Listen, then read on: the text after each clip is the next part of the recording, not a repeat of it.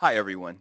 My name is Michael Alendi, and I'm sitting here with the Director of Distance Learning Education and a professor in the College of Hospitality and Tourism Management, Mr. Joe Chili. So I was doing a little bit of background into what you do and how you participate in FIU Online, and I found out that you're from Hoboken, New Jersey. Am I saying it correctly? Hoboken. Hoboken. And I'd heard of it before. I didn't know where, and so I thought I'd look it up. And so I kind of want to share with everyone some fun facts that you probably already knew. Um, the first officially recorded game of baseball actually took place in Hoboken in 1846. Cake Boss, one of my favorite shows, is filmed there. And Bugs Bunny is actually from Hoboken, New Jersey. Did you know that? Yes, I did, and you're missing one. Oh, am I? Frank Sinatra was from Hoboken. Frank Sinatra. How could I have missed that? And you yourself. Yes. So I doing a little bit more research into what you do again at FIU Online. And I kind of want to just ask a question. I look at your background, your degrees and whatnot, and how or what exactly is information technology in hospitality and tourism? Okay, so um, it, I'm going to give you the long-winded answer. That works for us. When I was in college, I was getting ready to graduate with a bachelor's degree in marketing Okay. and realized quickly that I couldn't get a job with that degree. So I went for a master's degree in computer science. Okay. And at that point, my father told me that essentially I was an idiot because I would have to be learning for the rest of my life because computers evolve and so on and so on. What he didn't understand was computers would affect every aspect of everybody's daily life Most and definitely. every industry. And so 20 some odd years later, you look at hospitality and you look at the computer systems that are involved in hospitality, whether it's reservation systems for hotels, global distribution systems, which deal with reservations, car rental, hotel and airline, whether you look at a POS system in a restaurant or an event management system.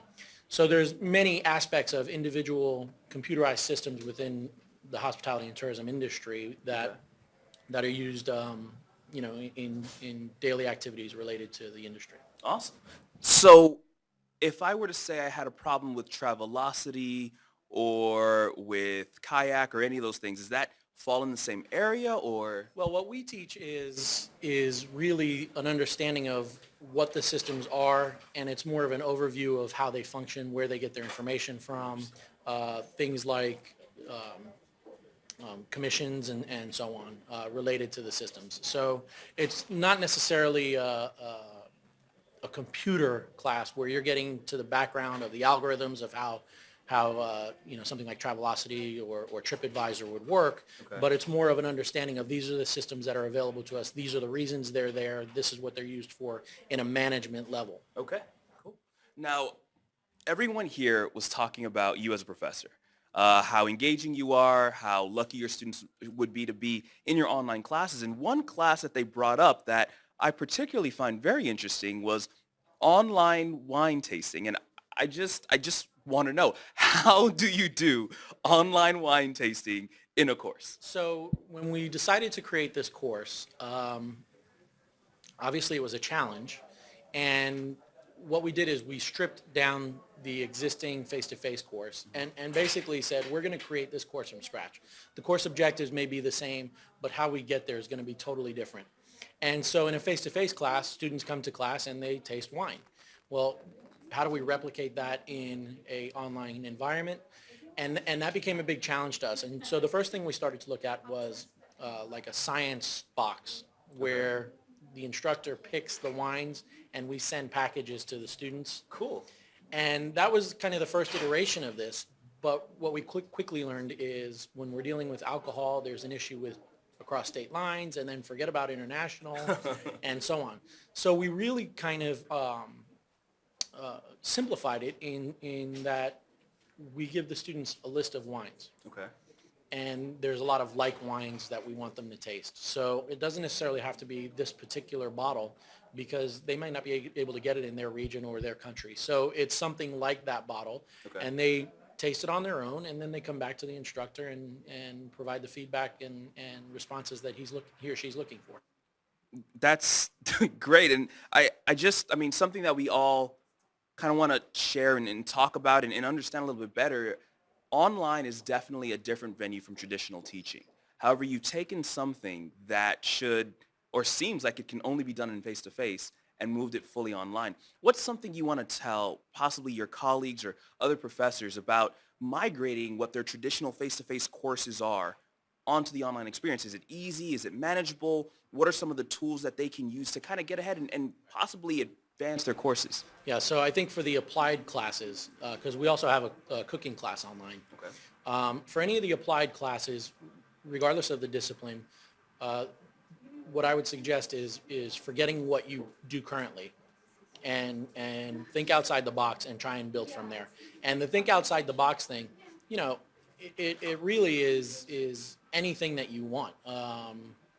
You know, when you totally forget about what you've done for the past 5, 10 years in the face-to-face classroom, it kind of opens the door to say, well, why can't we do X, Y, and Z in the classroom?